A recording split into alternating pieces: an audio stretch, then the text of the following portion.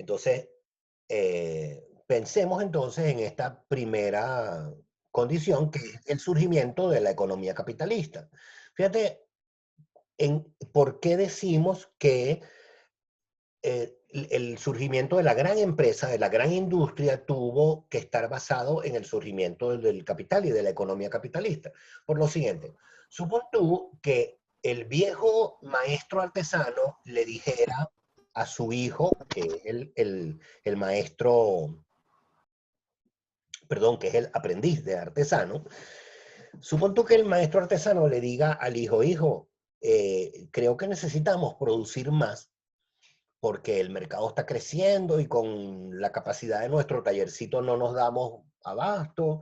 ¿Qué tal si compramos unas máquinas para producir más? ¿Qué tal si compramos o qué tal si compramos más materia prima? Eh, ¿Qué tal si compramos? Entonces, el hijo le va a decir, oye, papá, excelente idea, pero ¿con qué plata?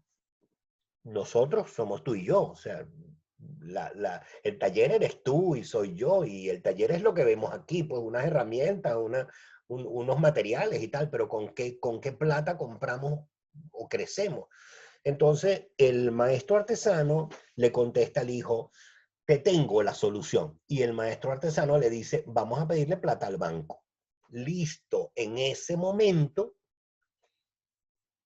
se acaba el taller. ¿Por qué? Porque todos ustedes que han pedido dinero o que han pedido préstamos o que, digamos, por ejemplo, sus papás pidieron un préstamo para comprar el apartamento donde viven ahorita o el carro que tienen ahorita, ustedes saben que ese apartamento o ese carro le pertenece al banco mercantil, el banco provincial, el que te haya prestado la plata. Ese apartamento o ese carro le pertenece al banco hasta que le hayas pagado el último de los bolívares, contando capital y contando intereses. Entonces, en la medida en que los talleres crecen, los talleres artesanales, feudales, crecen, en esa medida piden capital a los bancos. En esa medida ya el banco pasa a ser el dueño del taller, ya no es dueño el maestro artesano. Entonces, cuando ya no es dueño el maestro artesano, o pues, claro, el maestro artesano, obvio que sigue siendo dueño, pero debe el taller, lo debe el taller porque pidió plata. Entonces, ese banco puede decir algo así como que, bueno, mientras me devuelves la plata que te presté, vamos a hacer lo siguiente, vamos a nombrar un gerente que administre ese negocio que mientras no me pagues la plata es mío también. De tal manera que ya ahí ocurre lo que acabamos de decir, la separación del taller de la administración. Y entonces, eso hace que al paso de años, al paso de tiempo, las organizaciones cada vez vayan creciendo, creciendo, creciendo, porque aumenta el mercado, aumenta digamos, la demanda. Eso implica entonces que ya no hay solamente un empleado que es el aprendiz de artesano que era el hijo, sino que para manejar más máquinas o para manejar más material o para producir más, digamos, productos hay que emplear a personas que no son parte de la familia.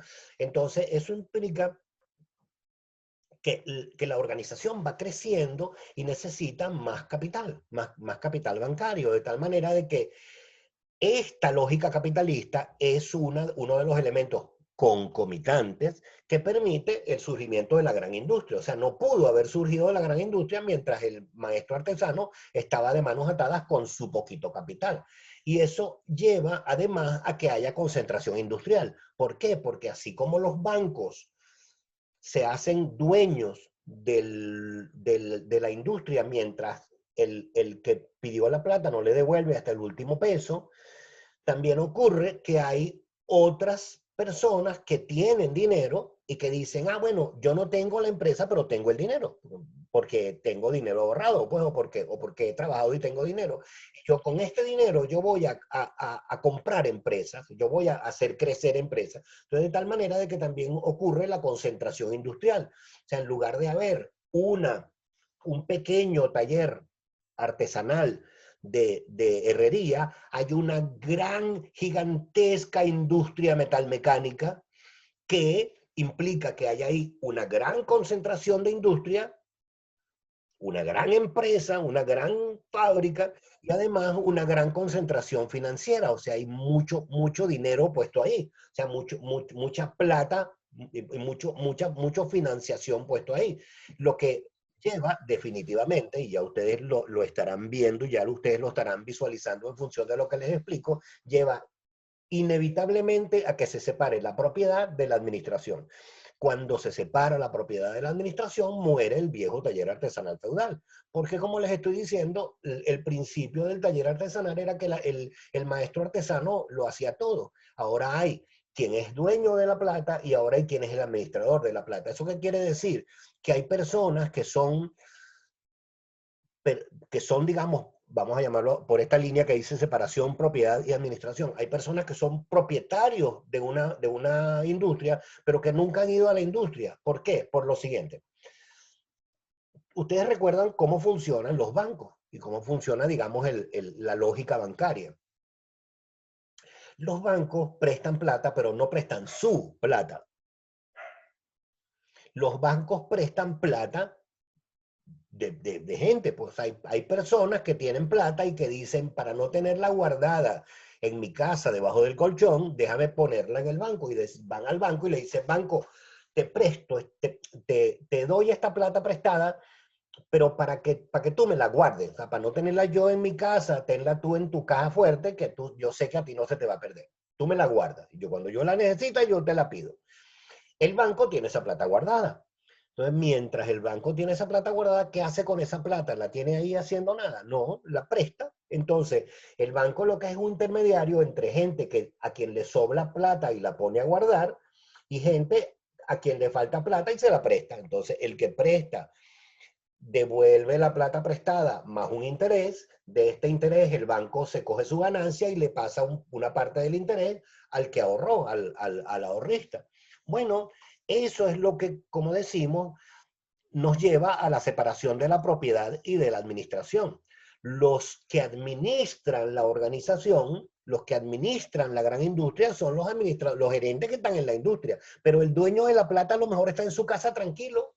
El propietario de la plata que prestó la plata, o sea, el capitalista, a lo mejor no necesariamente es el administrador, no necesariamente es el gerente. Entonces, ¿te entiendes la lógica de la ruptura con lo artesanal? ¿Entiendes la lógica de la ruptura con el taller feudal? Como decíamos en la lámina anterior, tuvo que morir el taller feudal, tuvo que pasarse a un siguiente estadio, que es el estadio precisamente de lo que decimos en la última línea de esta lámina, el capitalismo financiero. O sea, tuvo que ocurrir una gran, digamos, inversión de capital que produjera estas grandes industrias y que lleva inclusive a lo que llamamos acá las compañías tenedoras de acciones. O sea, hay compañías que con esto del surgimiento de la economía capitalista, hay compañías que ni siquiera ellas son, digamos, ellas tienen fábricas, compañías que ni siquiera ellas tienen fábricas, sino compañías que por el contrario, de lo que se ocupan es de tener acciones en otras fábricas. O sea, una compañía cuyo oficio, o sea, cuyo sentido sea ser accionista de otras. Inclusive eso se da también. En esa lógica, entonces, como otro elemento concomitante, ocurren avances tecnológicos. Fíjate, como te estoy diciendo, ocurren a la vez. O sea, el surgimiento del capitalismo y el surgimiento de inventos tecnológicos ocurren a la vez, pero tú no puedes decir, claro, el capitalismo produjo. No, no hay ninguna relación causa-efecto, sino que por el contrario son relaciones concomitantes. Entonces decimos, en términos de los desarrollos tecnológicos, decimos lo siguiente, que la organización, esta expansión de la gran industria también fue posible porque en ese tiempo, en ese cuando, además de que ocurrió esa concentración de capital, ese capitalismo financiero que puso plata para que las grandes empresas crecieran, además en ese momento concomitantemente estaban ocurriendo hallazgos en lo tecnológico. Por ejemplo, se sustituyó el hierro por el acero y el aluminio. Eso no quiere decir que en esa época se había descubierto el acero y el aluminio, ya se habían descubierto unos 40, 50 años atrás, pero con la lógica, digamos, de la expansión industrial, se dejó de usar hierro y se comenzó a usar acero y aluminio. ¿Sabes lo que significa cambiar hierro por acero? ¿Sabes lo que significa cambiar hierro por aluminio, por ejemplo? Significa, imagínate un barco de hierro, un barco pesadísimo. Imagínate un barco de hierro, se oxida, pero por el contrario, piensa en un barco de cuerpo de acero o de cuerpo de aluminio con un espesor mucho más estrecho de acero o mucho más estrecho de aluminio, puedes hacer el trabajo que hacía antes un pesadísimo cuerpo de hierro, mucho más liviano, más fácil de cortar y además que no se oxida.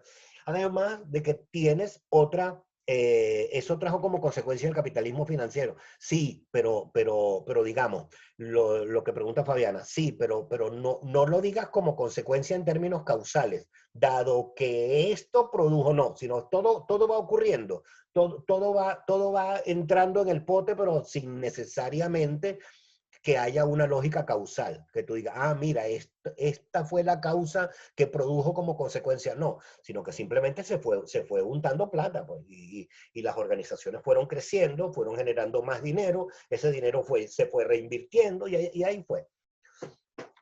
Por ejemplo, la sustitución tecnológica del vapor por la electricidad y el petróleo. Esto en términos de segunda revolución industrial es importantísimo. ¿Por qué? Porque el motor de vapor era un motor sucio. Imagínate las primeras locomotoras. Si tú alguna vez tuviste de niño o de niña un trencito de juguete, acuérdate que los trencitos de juguete eran como un tubo literal redondo, o sea, un tanque redondo negro que tenía atrás el primer carrito de remolque, era como una carreta así llena en los juguetes de niños está como llena de piedritas. Claro, el tanque es literal un tanque de agua. El carrito que viene arrastrado primero es literal un carrito lleno de carbón. Y dentro de ese tanque de agua hay una caldera donde hay un carbonero que está durante todo el viaje del tren echando con una pala carbón a la caldera. En la caldera se está calentando esa agua que está en ese tanque, en ese tubo, y esa agua caliente está produciendo vapor. Ustedes saben, si han tenido una olla de vapor en su casa, ustedes se acuerdan cuando la olla agarra temperatura, que por la válvula, por la tapita, empieza a botar vapor. Bueno, imagínate una locomotora es eso, una locomotora es, si te imaginas la jugada de las ruedas de la locomotora, es acumulación de vapor y una válvula que suelta un poquito de vapor, y luego otra válvula que suelta otro poquito de vapor, y otra válvula que suelta otro poquito de vapor, y ahí va la locomotora funcionando. Bueno, pero eso es sucísimo. Eso implica que haya alguien trabajando con el carbón, echando humo. ¿Por qué tú crees que los juguetes que tú tuviste de locomotora, esos tubos así larguitos, por qué siempre eran negros? ¿Tú te recuerdas que hayas tenido un juguetito de eso que fuera plateadito, que fuera? No, eran negros porque eran negros, estaban carbonizados, estaban sucios. Mientras que cuando tú sustituyes vapor por electricidad, la electricidad, por ejemplo, la que produce el Guri, es electricidad que se produce por agua pasando por turbinas, eso es limpio. Eso es una cosa que no tiene, digamos, no ensucia, no consume, no echa humo, no produce calor, o sea, es rápido.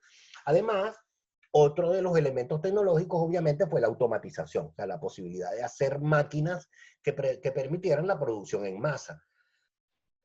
La producción en masa, que más adelante lo veremos también, lleva a la división del trabajo, porque cuando tú produces en masa, tú puedes dividir el trabajo y dividir todo el trabajo en pedacitos de trabajo, pero eso lo vamos a ver más adelante. O también la tecnología de ciencias aplicadas a la industria, o sea, la tecnología, por ejemplo, de ciencias especializadas en polímeros para hacer mejores envases o la ciencia que piensa cómo la aplicación de la física. Esos hallazgos tecnológicos se dan, como les digo, no son causa ni son efecto, se dan concomitantemente junto con la expansión capitalista y producen lo que produjeron. Otra característica, los desarrollos en transporte y comunicaciones, que ya Daniela Segnini había dicho que gracias a la producción de acero se hicieron las vías férreas. Claro, gracias al hierro y al acero tú pudiste tener las líneas del ferrocarril. Y gracias al desarrollo del hilo de cobre, tú pudiste tener el telégrafo.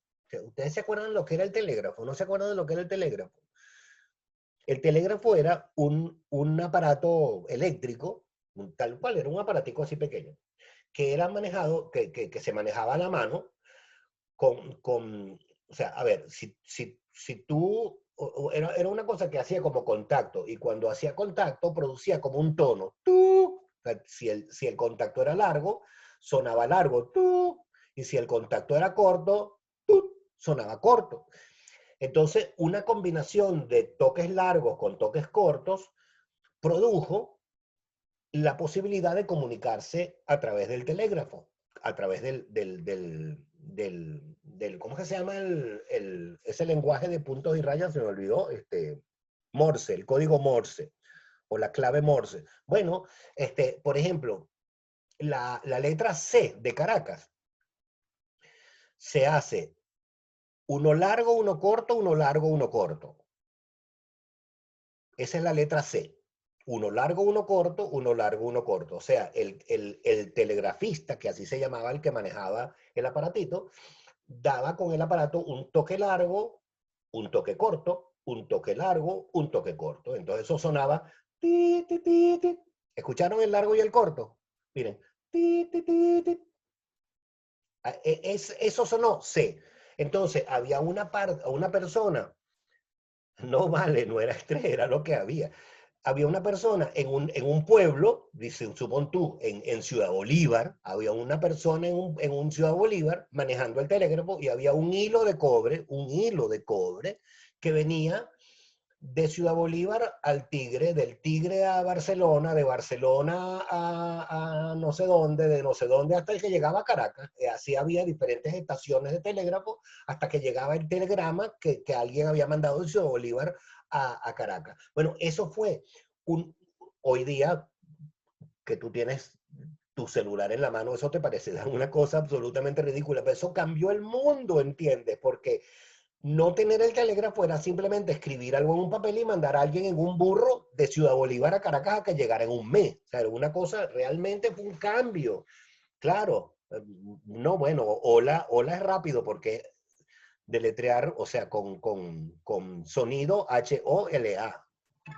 No es tampoco tan bueno, y así, pues, o sea, tuvo que ocurrir esos desarrollos en transporte. Y también otro de los elementos concomitantes es el desarrollo de la ideología o el surgimiento de la ideología. ¿Por qué? Porque en aquella época, en aquellos años, surgieron corrientes ideológicas como la del laissez-faire. El laissez-faire es una corriente ideológica. Laissez-faire es una palabra, son dos palabras, pues en francés, una frase en francés, tal cual, o sea, está escrito en francés, en correcto francés. Laisser en francés es dejar, déjalo. Y faire en francés es hacer. De tal manera de que la frase laissez-faire es déjalo hacer, dejar hacer. ¿Eso qué quiere decir? Que la ideología del momento era una ideología de laissez-faire, de dejar hacer, que consistía en que el Estado era un Estado no interventor. O sea, el Estado no, por ejemplo, piensen en el Estado Venezuela hoy día, por ejemplo, donde hay control de precios, donde hay control de... No es trabajar libremente, Leonardo, es control del Estado. No, Leonardo, no es trabajar libremente, atención, es control del Estado, es ideología de dominación del Estado, de cómo el Estado domina a sus ciudadanos. Es un Estado no interventor.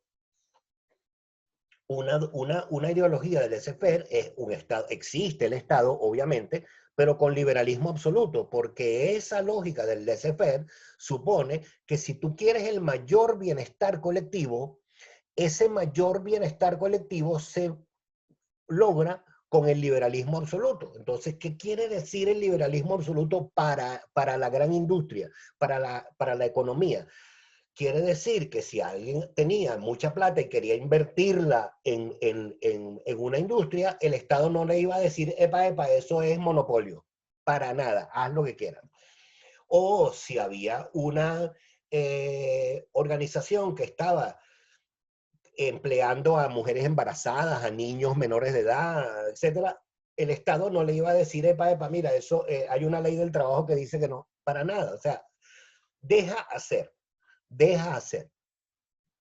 Y eso, como te digo, no es ni bueno ni es malo, solo que en aquel momento, concomitantemente con todos los demás elementos, produjo lo que produjo el surgimiento de esa gran empresa, de esa gran industria. Entonces, además de esos elementos concomitantes, vamos a narrar otras condiciones rapidito. Por ejemplo, había una incipiente legislación social. O sea, lo que les acabo de decir del trabajo de mujeres y del trabajo de niños. Tú me puedes decir, bueno, ¿y no había una legislación del trabajo que protegiera eso? No, no la había. O si la había, era muy incipiente, o sea, era muy primitiva. O tú puedes decir, ¿saben ustedes lo que es un sindicato? Un sindicato es una organización gremial, básicamente de trabajadores, que está hecha para proteger a los trabajadores, o de obreros para proteger a los obreros. Tú puedes decir, y no había un sindicato que protegiera a esos obreros. No, o no existía el sindicato o era muy débil o no tenía fuerza. Y además de que había, como otra condición, había un predominio de la oferta. O sea, si tú te asomabas al portón de la empresa, en el portón de la empresa había una fila de 15 o 20 personas queriendo trabajar. ¿Por qué? Porque había exceso de oferta. ¿Por qué? Porque por lo que ya vamos a ver, y lo vamos a ver el miércoles que viene con la clase de Taylor, dada la especialización de los movimientos y la especialización del trabajo y la división del trabajo, la calificación del trabajador era muy limitada. O sea, tú no necesitabas ser un ingeniero experto en no sé cuánto, no. Si el trabajo era martillar, te preguntaban, ¿tú tienes un brazo? Sí. ¿Tienes una mano? Sí, ven, martilla. O sí, o si el trabajo era atornillar, te decían, ¿tienes manos para agarrar el destornillador? Sí, vente, trabaja. O sea, no había que ser un trabajador calificado, no había que ser un trabajador entrenado, sino, ¿por qué? Porque precisamente el fraccionamiento del trabajo, la división exagerada del trabajo, llevó a esa limitada calificación del trabajo o lo que se llama también ese predominio de la oferta. Cualquiera podía hacer cualquier cosa, por eso trabajaban niños, por eso trabajaban.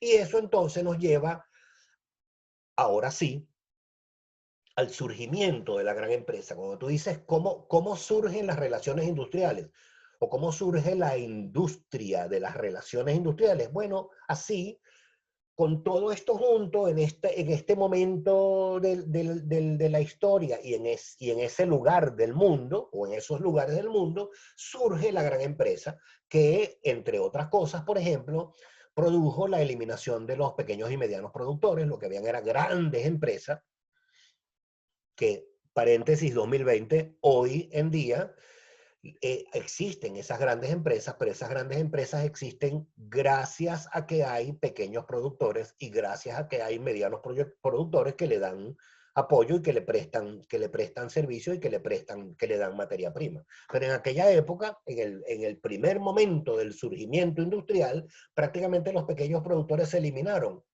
Léase, el viejo taller artesanal feudal murió. Allá no existen esos pequeños productores.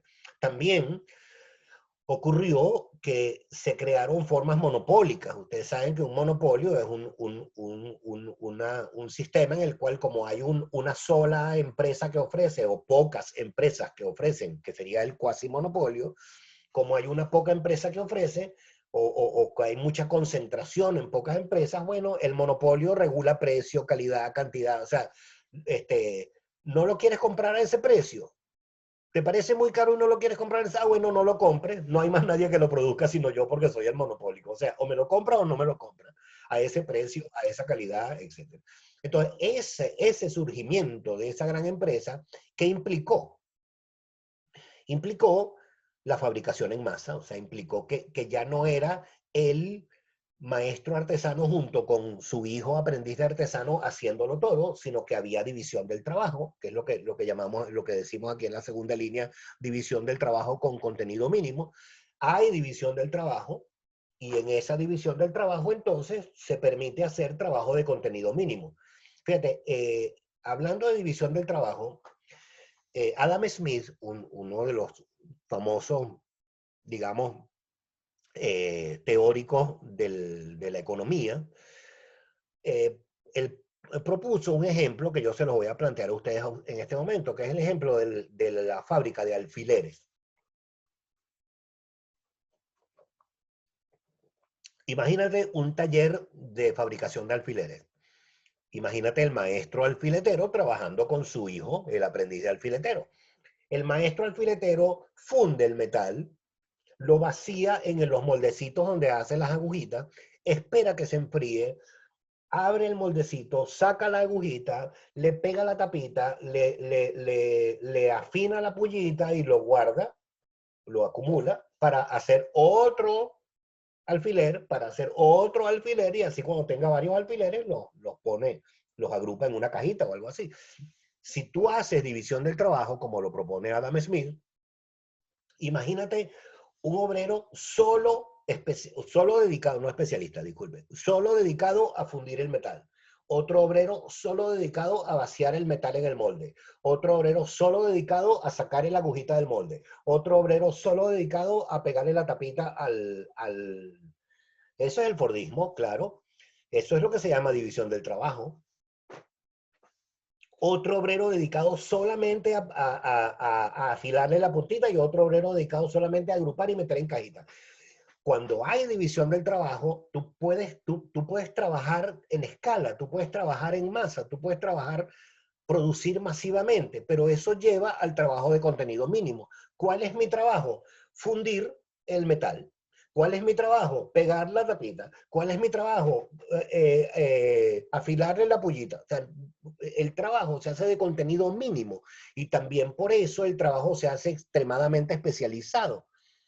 Ajá, el trabajo especializado. O sea, tú te especializas en poner la tapita te especializas en poner la tapita del alfiler o te especializas en pulirle la pullita al alfiler. Entonces, eso es lo que lleva, entre otras cosas, a esa especialización, al trabajo de contenido mínimo, al trabajo de mujeres y niños, y lo que lleva a la fabricación en masa o lo que también se llama la economía de escala. ¿Ustedes saben lo que es la economía de escala? Les pregunto, ¿alguna vez le han explicado lo que es la economía de escala? Bueno, si no saben lo que es la economía de escala, nos quedan 9 minuticos de esta conexión. Todavía nos falta y nos vamos a conectar un rato más. Por lo menos una media hora más. Pero si no saben lo que es economía de escala, permítanme que se lo explique rápidamente. Imagínate que tú tienes, imagínate el metro de Caracas, ¿ok? Imagínate el metro de Caracas. El metro de Caracas, imagínate el metro de Caracas perdón, imagínate Caracas sin metro, Caracas sin túneles, sin rieles, sin trenes, sin escaleras mecánicas, nada. Imagínate desde cero empezar a perforar toda esa cantidad de túneles, rieles, trenes, no sé cuánto. Ajá, y ahora de repente así cierra los ojos y los vuelve a abrir y vuelve a abrir los ojos y piensa en una Caracas que no tenía ningún metro a una Caracas que tiene todo lo que tiene ahorita, todas las líneas de metro que tiene ahorita. Te pregunto, ¿cuánto cuesta hacer esa inversión de crear, por ejemplo, un metro? Cuesta todos los dólares del mundo. Si tú tienes 0 pasajeros transportados, has gastado todos los dólares del mundo. Pero cuando tú tienes un pasajero que se montó en el metro, atención, ese pasajero, mover a ese pasajero, ¿cuánto cuesta? Mover a ese pasajero cuesta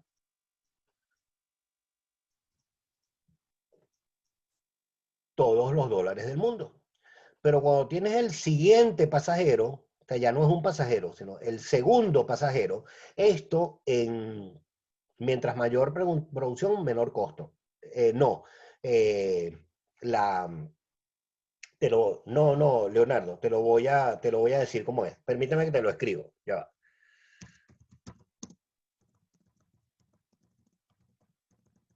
Ya va, que se lo estoy escribiendo a Leonardo.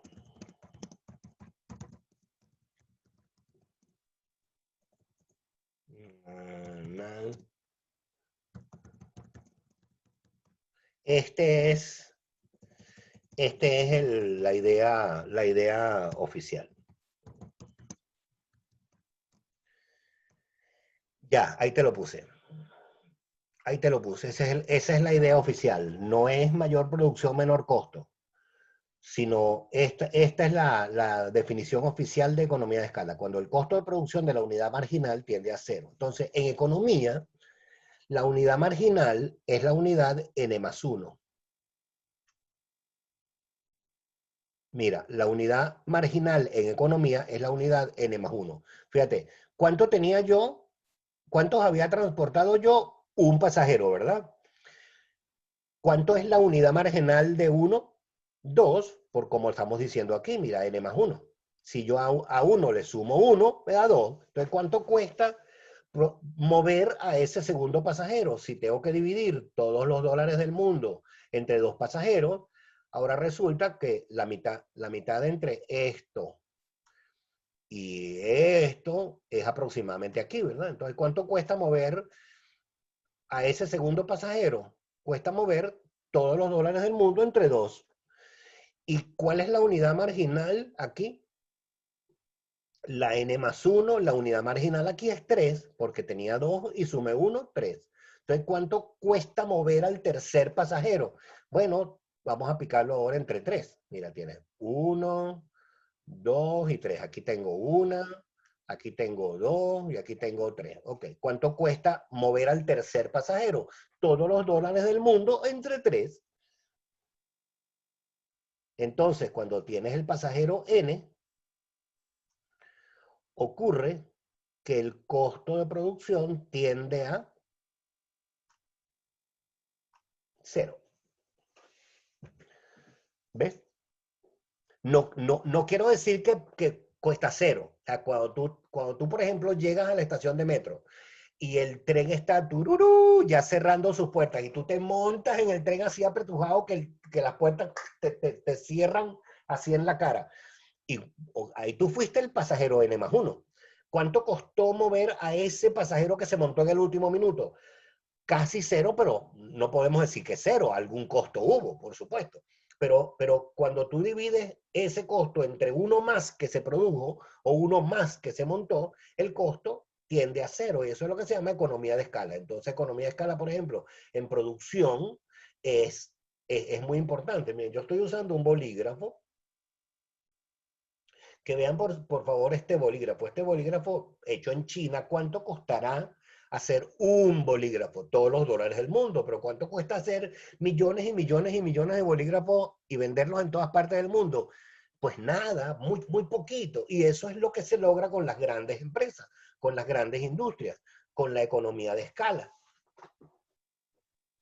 Sí ven la lógica de la economía de escala y ven la lógica de la economía de escala en la gran industria. Eso no lo hubiera podido hacer, por ejemplo, el maestro artesano con su hijo varón aprendiz de artesano. No puede hacer economía de escala. Mientras que, por el contrario, la gran empresa, la gran industria de la revolución industrial o la industria de nuestras relaciones industriales, sí puede hacer economía de escala porque sí hace fabricación en masa, sí hace producción masiva. Sí, por favor, si vieron lo de economía de escala, sí lo entendieron. Eso es así. Por favor, registren esa idea porque en el chat se va a morir. Registren esa idea porque en el chat se va a morir y seguramente a ustedes les puede ser útil más adelante, cuando el costo de producción de la unidad marginal tiende a cero. Y anoten, por favor, que la unidad marginal en economía es la unidad, siempre es la unidad siguiente. ¿El nombre de qué, Andrés? Perdón. ¿El nombre de qué, Andrés? Que me está preguntando cuál era el nombre. No sé, ¿el nombre de qué me pregunta? Economía de escala. Aquí está, mírala. Economía de escala. Aquí está, la economía de escala. O a ver, de economía de escala se trata es la economía que tú logras o cuánto logras economizar por producir a gran escala, por producir en masa. Por eso se le llama economía de escala. Es cuánto puedes economizar no produciendo una unidad, sino N más una unidad. Un centro comercial sería una economía de escala. Oye, no sé. ¿Qué piensas tú, Ricardo? No sé. A ver. A ver, ¿en qué sentido? En el sentido de que si hay, por ejemplo, N clientes adentro, atender al N más uno no cuesta mucho más en luz, en aire acondicionado, en limpieza. ¿A eso te refieres? Sí, sí puede ser entonces. Si entendido así, sí puede ser. Sí, pues, sí puede ser. Pero de nuevo, entiéndelo, es la lógica, sí, sí, exacto, es la lógica de cómo tú puedes producir mucho, mucho, mucho, mucho, mucho, sin que eso te cueste cada vez más, más, más, sino por el contrario, unitariamente, o sea, por cada unidad servida o por cada unidad producida, te cuesta cada vez menos, menos, menos. Produces economía o economizas porque fabricas a gran escala o fabricas en masa. Bueno, esa es digamos, el surgimiento de la gran empresa y eso es lo que nos lleva al surgimiento de la gran empresa. Y con eso llegamos entonces a este punto. Otros supuestos de la gran empresa, si se corta, seguimos. La concepción mecanicista del obrero. Esto es Taylor, esto lo vamos a ver el miércoles que viene. Esto es concebir que, ya creo que lo habíamos dicho antes, que el obrero es una máquina pegada de la máquina. El obrero no es carne y hueso, no es sangre y músculo, el obrero es una cosa mecánica pegada de una cosa mecánica, o trabajando o sirviendo a una cosa mecánica.